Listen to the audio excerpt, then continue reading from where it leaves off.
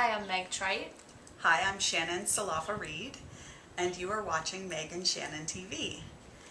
And today we have a topic that we get a lot of questions about, and it's how do we handle contracts? So Meg, you've done some contract work. How did you learn about putting together a contract? Did you create it from scratch? What did you do?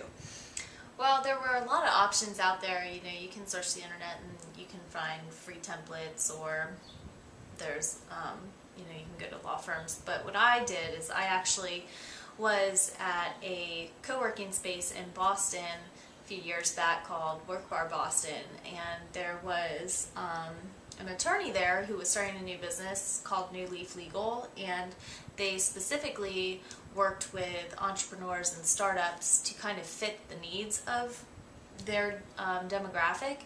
And so I always kept them in the back of my head as a group. Oh, I'll probably want to use them someday. So what was really cool about them, and why I decided to go with them, was because I found out that they could actually do full service work for me, write up the contract, just tell them what I need.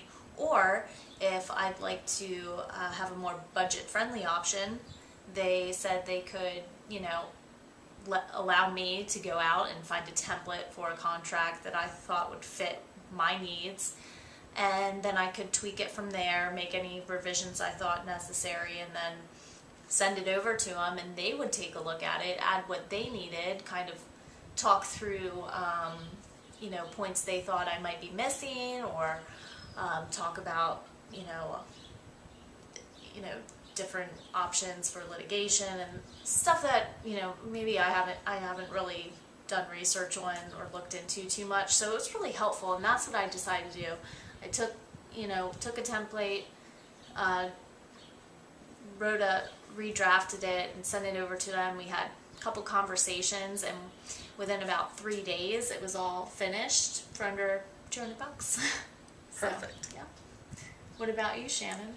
So I have a standard Salava Reed consulting contract that I give to clients, especially clients that I'm doing it cost a few $1,000s, or it's going to be multiple months or something like that. In the past, I've done a contract with them. I drafted that based on based on something that I found on the internet. But I also have had the pleasure of working with county entities, governmental, we're a county system in Pennsylvania, so it's working with the government basically. And typically in that, whether it's a school district or a county entity, they have their own contracting service. So I couldn't really hand them my Salava Reed consulting contract. It didn't fit their system because they have it standardized. So I had to review the contract, make sure that I was okay with the type of things that were in there, and going along basically with their process that needed to be approved by publicly elected officials. So for that contract type of process, it's important, I think, to be really clear on what you're going to provide and make sure that you can follow through on it, while also being open to their contract process, because they have that process in place for a purpose on their end. And so you kind of have to strike the balance with whoever you're working with.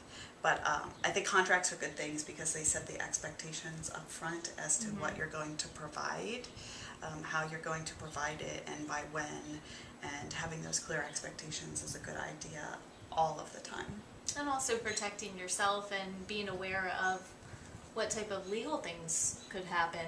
And to entrepreneurs or people working in a startup that maybe are a little intimidated to work with contracts, we just encourage you that there's a lot of options out there for you, and you can certainly find ones to fit your needs and your budget, and make sure you're covered.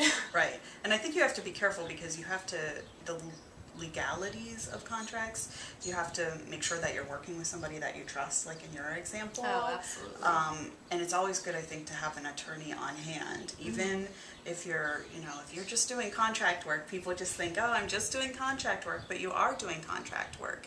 And it's important to ask for help when you need it, and put things in place so you have a good business.